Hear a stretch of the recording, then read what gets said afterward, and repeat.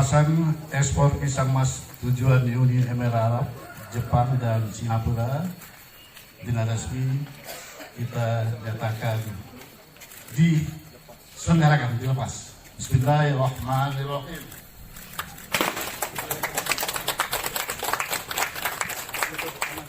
Bismillahirrahmanirrahim.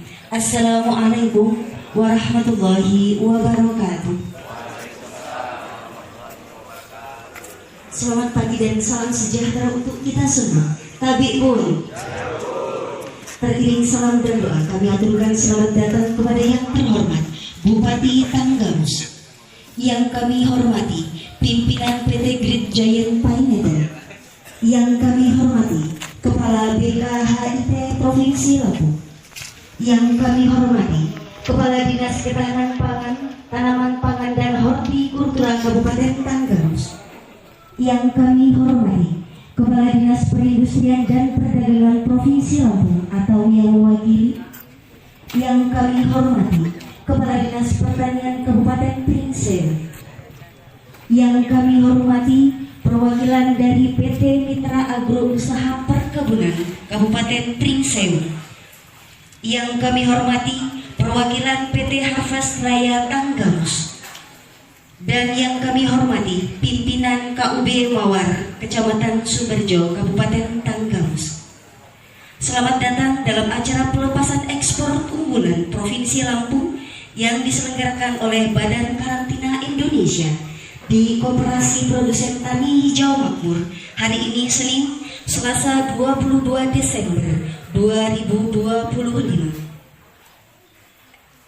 Untuk mendapat ridho dan barokah dari Allah Subhanahu wa Ta'ala, marilah kita awali acara ini dengan bersama-sama membaca lafaz basmalah.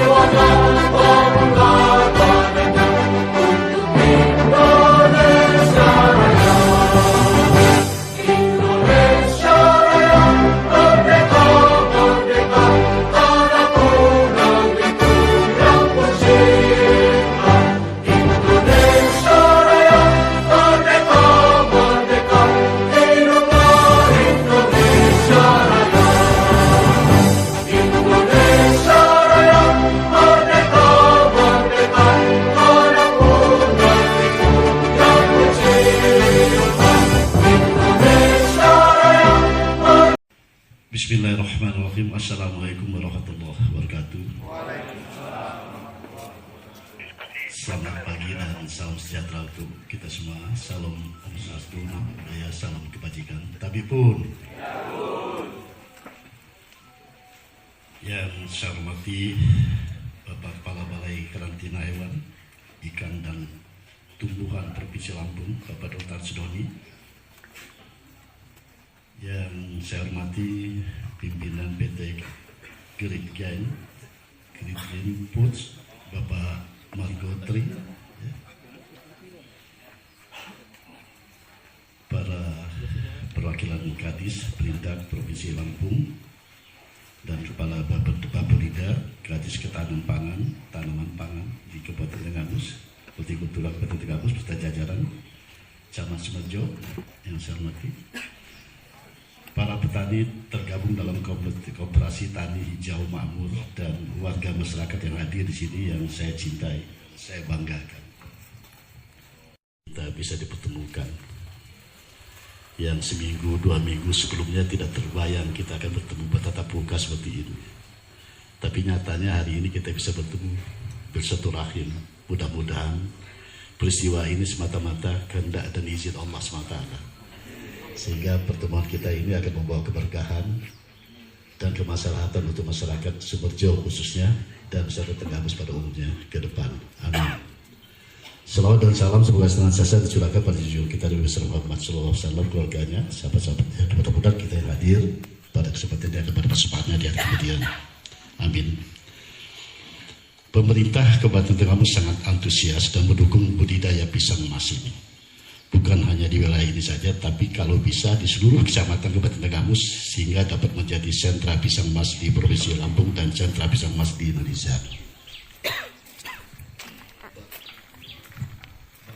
Bapak Ibu sekalian, Tenggamus ini 80% adalah pertanian. Secara teori tidak akan pernah ada peredaran uang perekonomian yang itu kalau petaninya tidak produktif. Dan petani ini memang secara otodidak memang mereka intinya jiwanya jiwa petani. Masih ingat zaman Orde Baru, karena petani itu betul disadari oleh pimpinan negara kita bahwa tanpa ada petani yang produktif menghasilkan hasil komoditi yang maksimal, tidak pernah akan ada peredaran uang, tidak pernah akan ada peredaran ekonomi yang di Tenggamus khususnya. Sehingga apa, UMKM, masyarakat semua lemah, petani juga lemah. Nah, terakhir 20 tahun terakhir ini petani ini tidak ada perhatian dari pemerintah, sehingga petani cari pupuk pun susah. Benar nggak? Benar. Cari pupuk susah. Sehingga terjadilah kekrisisan ekonomi di tempat kita di Tenggamus ini. Menyekolahkan anak petani agak sulit, UMKM gak lancar, di ini pasar-pasar sepi. Saya baru 1 minggu dilantik Pak oleh Pak Prabowo. Saya kembali ke rumah saya di Talampadang. Datang pedagang pasar dari Talampadang. Alhamdulillah Pak Haji bisa diangkat ke Tenggamus. Pak Haji kan orang sini, jadi tolong perhatian kami sebagai pribumi sini, pedagang di sini. Kami berapa tahun ini pasar kami sepi, segala macam kami susah, berjual apapun tak laku. Kenapa? Dirubah-rubah pasarnya katanya. Dibangun begini, bangun begini, apa banyak alasan. Saya bilang, Ibu Bapak, itu bukan karena pasarnya. Zaman dulu orang nggak pasar, ada pasar dulu Senin Kamis ya. Senin Kamis kan ada kan? Yang pasar Senin Rebo apa itu ya. Pasar seminggu 2 kali, pasaran di itu laku, jalan. Nggak ada yang nggak jalan. Nggak harus punya pasar memang. Jadi ini bukan karena pasarnya. Saya bilang sabar saja. Ini masalahnya petaninya nggak ada. Orang kita nggak punya duit. Kalaupun ada pegawai negeri, pejabat ini kadang-kadang. Jadi petani yang belajar di sini, petaninya nggak punya duit, petani cari pupuk pun susah, hasilnya nggak ada, panen nggak maksimal, akhirnya yang nggak punya duit. Nanti sabar saja. Saya akan ini. Oleh karena itu Pak, saya ketika saya jadi bupati, sebelum jadi bupati saya survei dulu. Saya lihat keadaan. Lalu untuk konfirmasi lagi, saya survei lagi. Ternyata memang petani ini harus ada perhatian dari pemerintah. Tidak ada jalan lain kecuali harus ada perhatian pemerintah. Harus diarahkan. Dan potensi yang ada di Tenggamus itu betul-betul dari pertanian. Pertanian termasuk perikanan. Karena kita punya laut dalam di Selat Semaka ya. Itu lautnya dalam, airnya bersih, dan berbatas dengan laut lepas, tidak terkontaminasi sama sampah-sampah yang dari mana, dari pantai dari mana. Dia laut lepas langsung, akhirnya ikan kita paling enak. Saya 36 tahun merantau di Jawa, di Banten. Makan ikan itu nggak pernah makan ikan dari mana, kecuali ikan dari Tenggamus. Betul, dikirim terus dari sini. Saya minta dikirim. Walaupun pada saat itu saya ini sebagai pengusaha, sebagai politisi di daerah Banten, sebagai pengusaha, saya punya trade itu di historik di Ritual Ambon, punya perusahaan kami di sana. Tapi saya tetap pakai ikan dari Tenggamus, nggak mau makan dari ikan besar. Itu. Berarti memang sebetulnya surga Tenggamus itu betul-betul surga. Tangga menuju surga, betul. Tenggamus betul. Potensi ikan bagus. Pariwisata kita tidak kalah dengan daerah-daerah lain. Pariwisata kita punya ini sudah dikenal, belum kita bangun sudah dikenal sama orang luar. Kita punya doras 2 kilo. Itu. Nah Bapak Ibu, saya cerita ini harus kita optimis. Insya Allah ke depan kita akan sukses.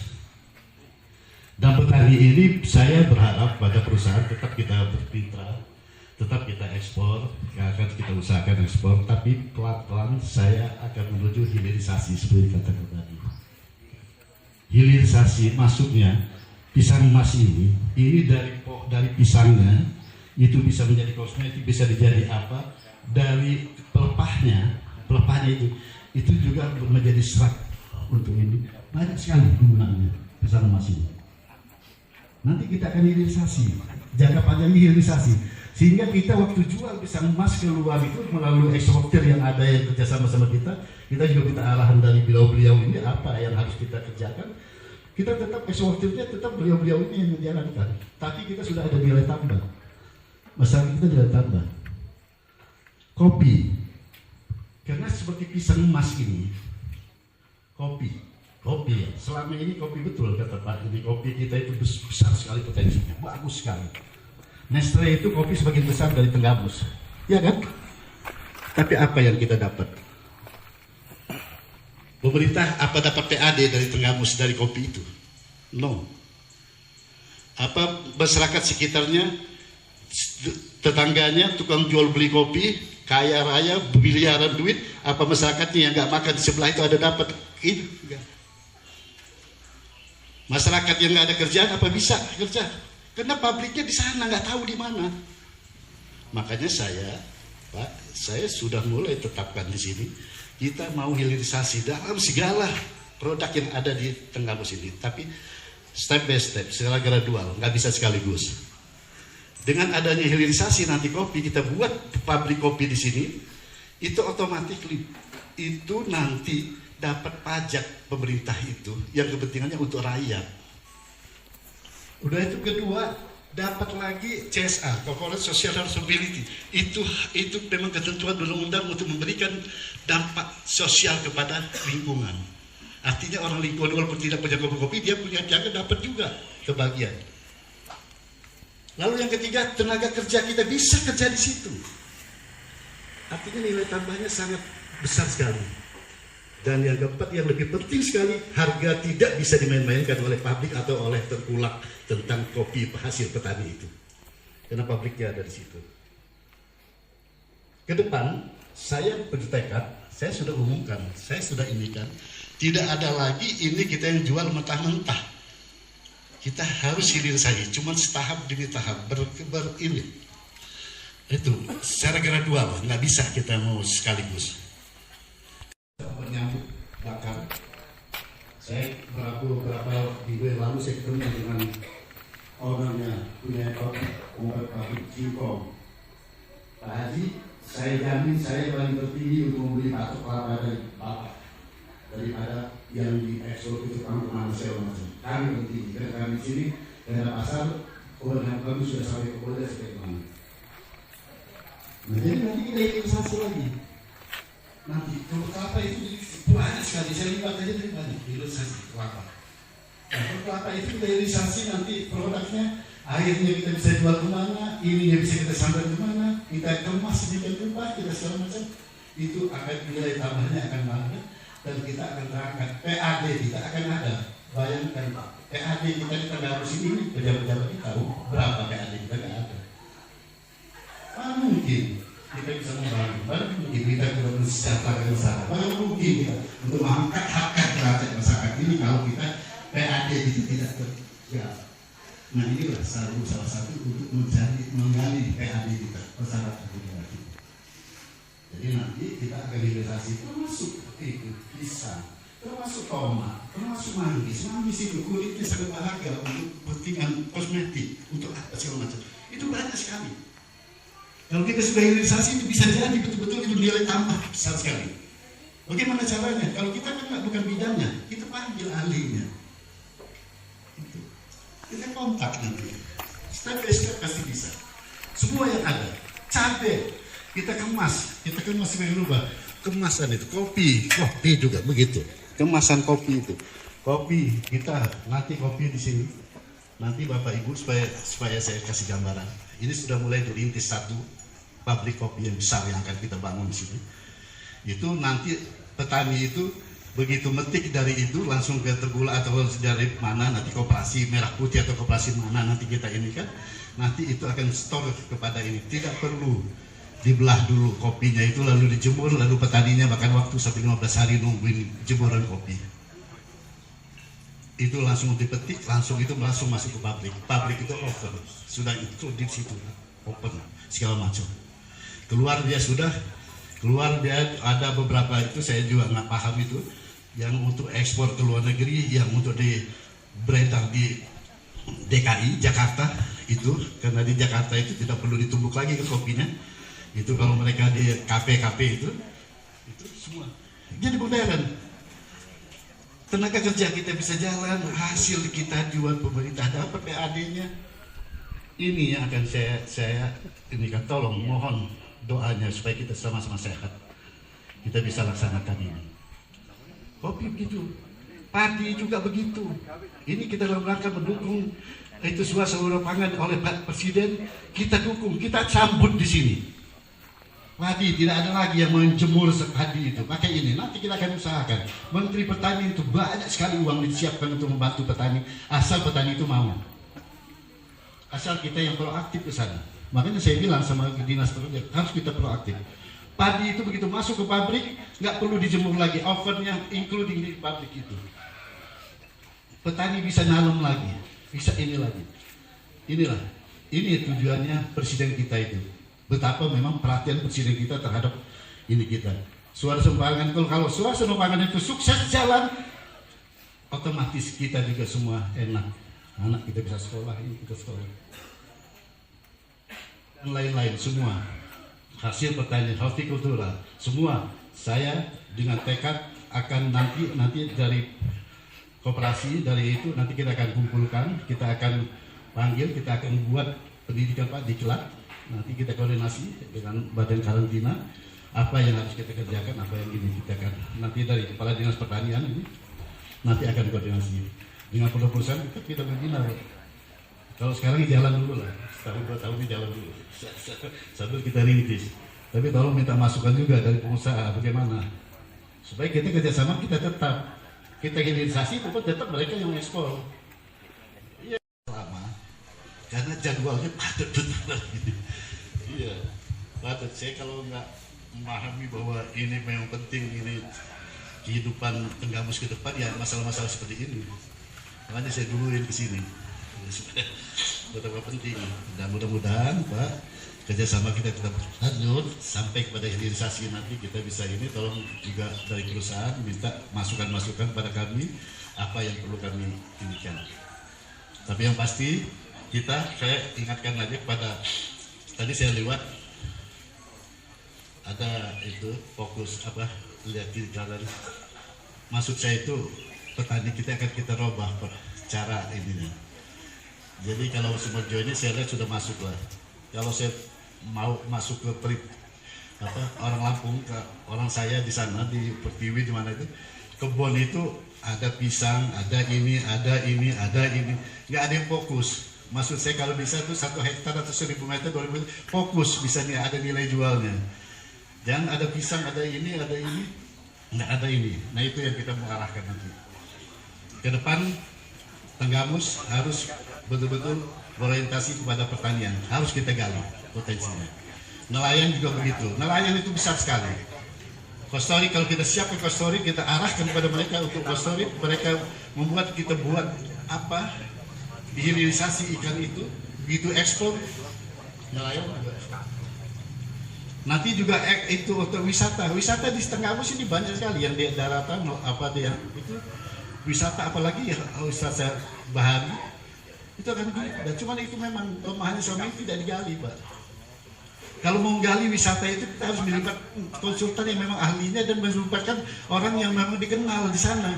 Ketika dia mempelajari, membuat gambar ini, dia pasarin sama investor yang dari luar. Kalau investor dari luar tertarik dari gambar dia bangun hotel seperti Pesawaran, hotel berbintang, masalah itu segala macam, otomatis dia juga bisa mengajak travel yang besar yang pakai kapal pesiar itu bisa berada di sini. Itu kan. Insya Allah nanti kita bisa selalu komunikasi, Pak, barangkali kita bagaimana kita ini kan. Tapi yang jelas tekad saya pulang kampung, saya ini Pak, umur saya sudah cukup lah. Kalau saya sebut saya takut ketuaan saya ini. Umur saya kelas 2 SMP sudah merantau. Jadi kelas 2 SMP saya di pesantren sampai SMA sampai Purwaga di mana Lampung sampai ke sana ke Banten itu 36 tahun. Jadi baru pulang ini saya. Jadi wajar kalau bapak nggak pernah tahu nama saya, nggak pernah kenal saya. Baru pulang ini. Nah di sini saya pulang tidak ada tujuan lain, tidak ada niatan lain kecuali untuk membangun sebagai tanggung jawab kita kepada keturunan kita yang ada di Tenggamus ini.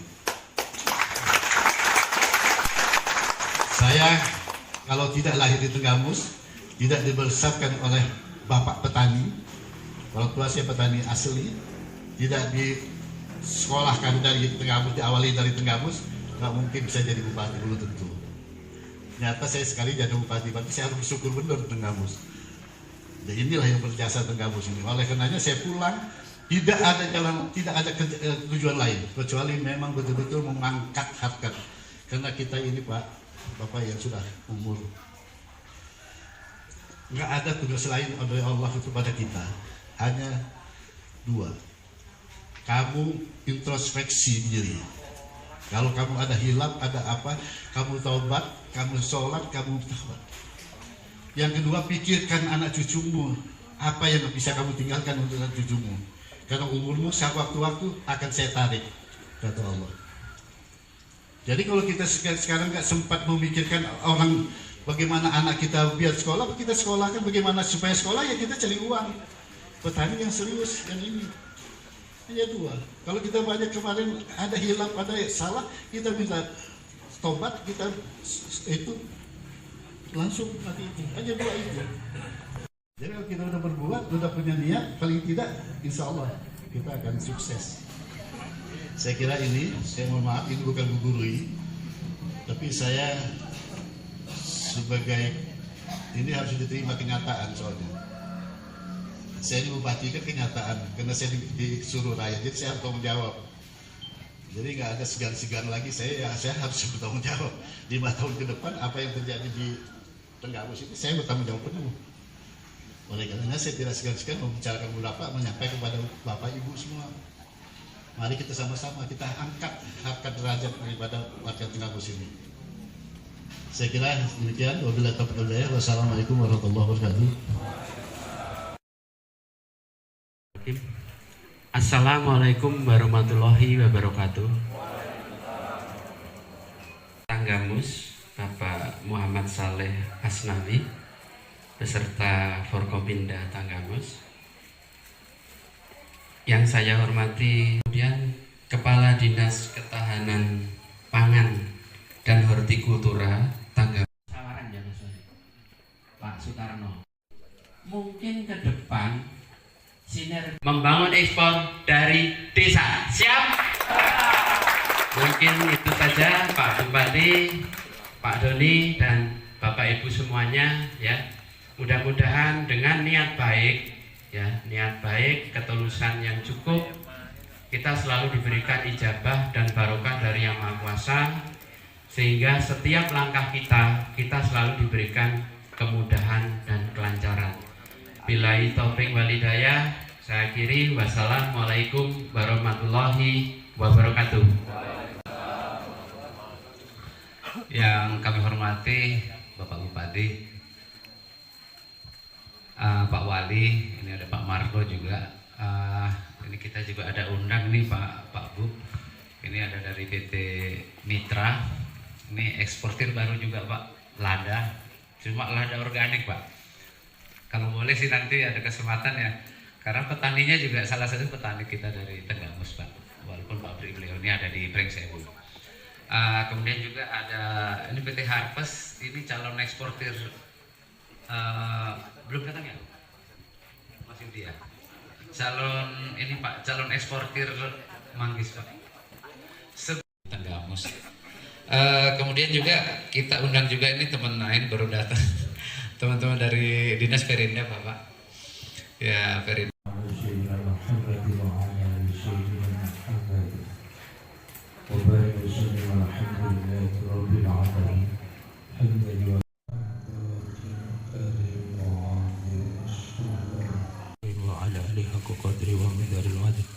صلاة تفتح لنا وتولك بها وتعشي كل mereka Engkau tunjukkan ke jalan yang benar. Berikan kesehatan kepada mereka ya Allah, sehingga bisa mengemban amanah dari rakyatnya ya Allah. Selamat datang kepada yang kami hormati Bupati Tanggamus Bapak Dr. Andes Haji Muhammad Saleh Asnawi MA.MH.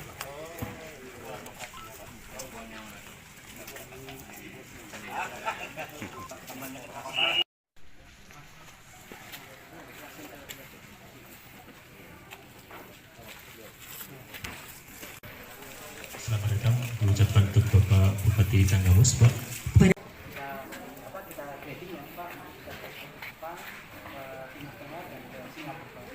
Ada yang bisa diekspor, ada juga yang domestik Pak. Yang bisa emas yang ditanam di Tanggamus.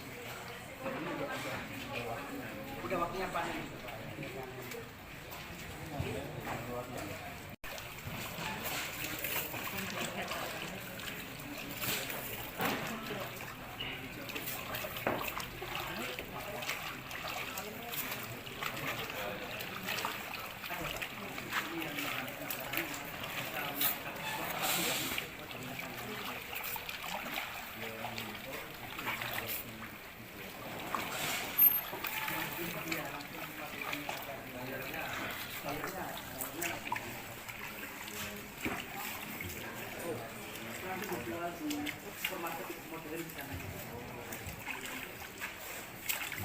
Yang keduanya untuk Pak Dinas.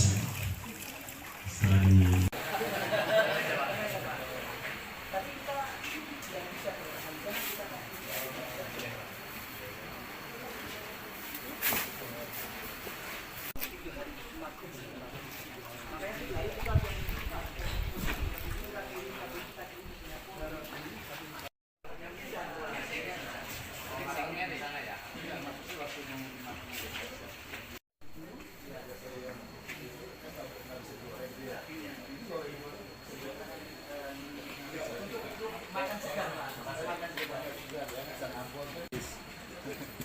kita ada ethylene absorption Pak, biar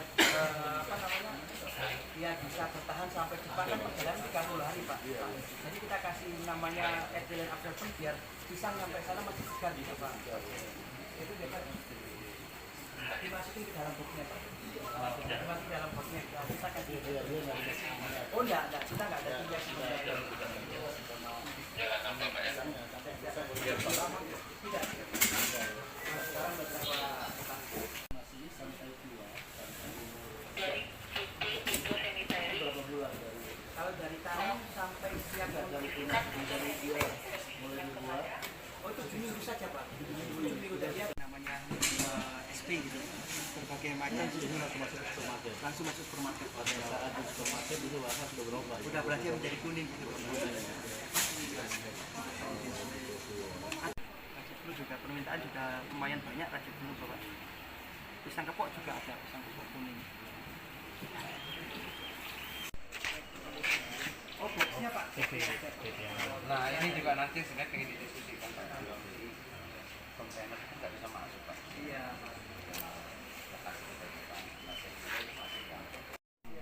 Ya ini Pak nanti apa tujuannya ajak Pak Bukti Pak. Nanti gimana sih bosnya kayak gitu. Iya. Tanggal ini kan transit ke sana baru berangkat. Baru berangkat, iya. Jadi kalau di negara ini biasa kita ekspor barang-barang satu komoditi itu ke Singapura, itu dari Singapura berangkat dari Singapura nggak pernah dapat duit. Terbagi yang dapat duit. Iya, jadi langsung